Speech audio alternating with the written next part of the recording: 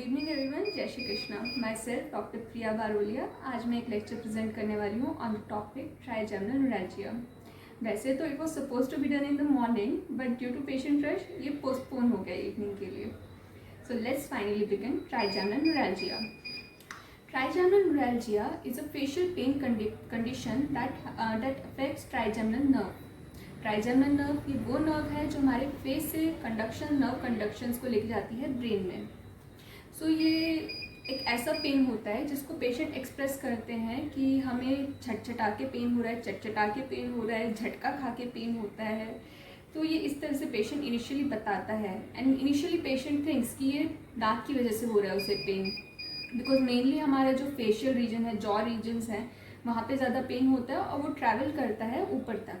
तो patient can feel the sensation, nerve sensation जो current जैसा होता है. Like in my practice I have seen patients telling me कि यहाँ से होता है करंट और यहाँ पे जाता है.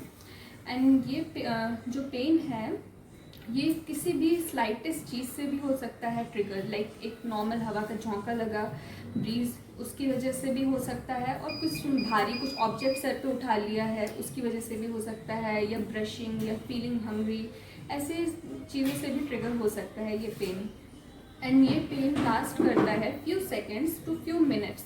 और ये कुछ साइकिल्स में होता है, जैसे कि आज दिन भर उसको रुक रुक के साइकिल्स हो रही हैं पेन की और अगले दिन नहीं हो रही हैं. और कभी कभी ऐसा पीरियड आता है जब एक हफ्ता, एक महीने तक भी पेशेंट को पेन नहीं होता है, कोई साइकिल नहीं आए पेन की, बट फिर एकदम से स्टार्ट हुई.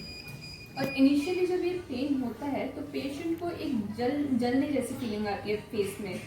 तो दे इग्नोर, उन्हें लगता है कि कुछ एसिडिटी हो रही है, वो अलग अलग एजम्पशंस बना लेते हैं और ज़्यादा ध्यान नहीं देते हैं. बट धीरे धीरे प्रोग्रेस करता जाता है एंड ये फुल्ली ट्राइजेमिनल न्यूरैल्जिया का रूप ले लेता है.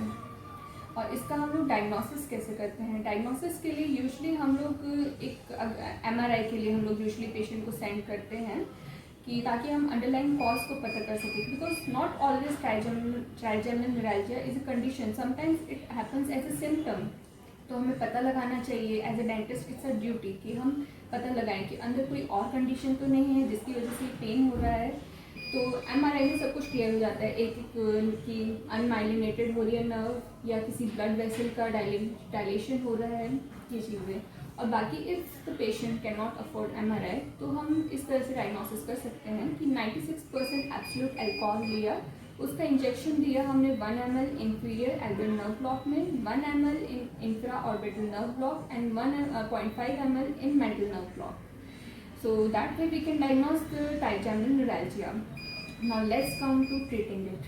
So regarding treatment, सबसे पहले तो हमें पेशेंट की काउंसलिंग अच्छे से करनी चाहिए, उन्हें अच्छे से एक्सप्लेन करना चाहिए कि उनकी कंडीशन क्या है. क्योंकि जब तक पेशेंट नहीं समझेगा तब तक वो पैनिक करता रहेगा कि हमें क्या हो रहा है, हमें दर्द होता है. जब तक उसे अच्छे से समझ नहीं आएगा तब तक वो अच्छे से हैंडल नहीं कर पाएगा सिचुएशन. और पेशेंट को हमें बताना चाहिए कि आप एक लिस्ट बनाइए, आपके ट्रिगरिंग फैक्टर्स क्या हैं और रिलीविंग फैक्टर्स क्या हैं. क्योंकि इट्स मतलब ये ऐसी कंडीशन है जो हर एक पेशेंट के लिए डिफरेंट होती है. कुछ लोगों के लिए कोल्ड वाटर है वो ट्रिगरिंग फैक्टर है और कुछ लोगों के लिए वही कोल्ड वाटर रिलीविंग फैक्टर की तरह एक्ट करता है. सबसे पहले हमें यही करना चाहिए. फिर उसके बाद में हमें मेडिकेशन स्टार्ट करनी चाहिए. मेडिकेशन में यूजुअली हम लोग एंटी कन्वल्सेंट्स प्रेफर करते हैं, जैसे कि कार्बामेज़ेपिन जो कि हमारे सोडियम चैनल्स को ब्लॉक कर देता है. देन वी प्रेफर गाबापेंटीन जो कि हमारे कैल्शियम चैनल्स के नर्व के कैल्शियम चैनल्स को ब्लॉक कर देता है.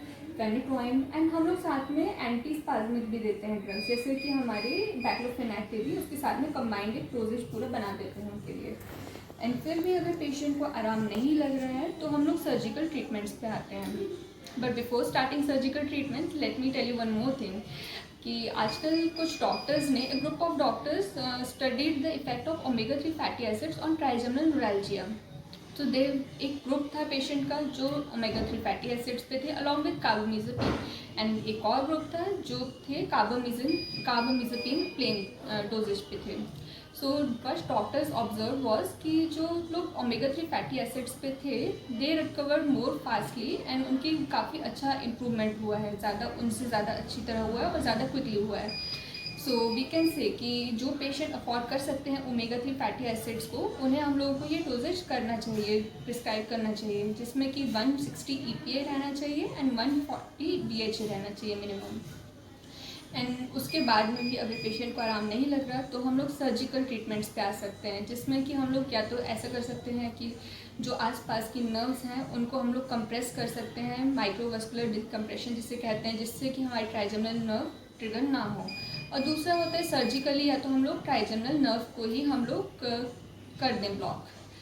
तो उसमें काफ़ी ट्रीटमेंट्स होते हैं, जैसे कि एक ग्लिसरॉल का इंजेक्शन दिया जाता है ट्राइजेमिनल नर्व में, which slowly kills the trigeminal nerve. और दूसरा होता है कि उसका एक्सीजन कर दें ट्राइजेमिनल नर्व का, बट उसकी वजह से परमानेंट नर्वनेस रहती है पेशेंट को। So that's all for today. And हमें इसका ये कंक्लूजन है कि हमें पेशेंट को अच्छे से करना चाहिए काउंसिल, और उन्हें खुद की अपनी कंडीशन अच्छे से पता रहनी चाहिए। एंड एज अ डेंटिस्ट हमारा रोल है कि अगर trigeminal neuralgia is a symptom तो हम तुरंत रेफर करें उन्हें दूसरे डॉक्टर के पास, क्योंकि sometimes trigeminal neuralgia is a symptom of multiple sclerosis, tumours and other conditions. तो ये हमारी ड्यूटी है कि उन्हें सही तरह से हम लोग गाइड करें, सही डॉक्टर पे कराएं, रेफ़र करें, और हम लोग उनको अच्छे से ट्रीट करें। That's all for today. Thank you for listening. Hope you all like it. जय श्री कृष्णा।